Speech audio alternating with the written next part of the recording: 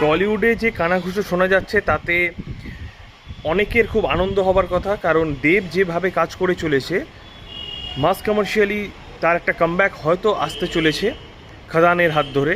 তো যেটুকু শোনা যাচ্ছে খাদানে নাকি ভিলেন চরিত্রে সুনীল শেট্টি বলিউডের অনেকের প্রিয় অভিনেতা অভিনয় করতে চলেছেন, এবং সুনীল শেট্টির হয়তো কিছু একটা ক্যামিও থাকতে চলেছে। তো হয়তো খুব ইম্প্যাক্ট রোল, যেটা হয়তো নেক্সট পার্টের জন্য খুব গুরুত্বপূর্ণ হতে পারে।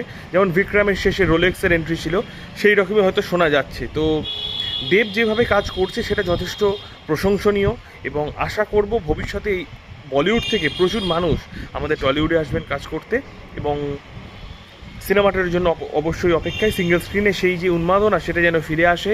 দেব ভক্তরা একের পর এক একটু অন্য ধারার ছবি দেখতে দেখতে ক্লান্ত, তারা যেন সেই পুরনো দেবকে ফিরে পায়। একটা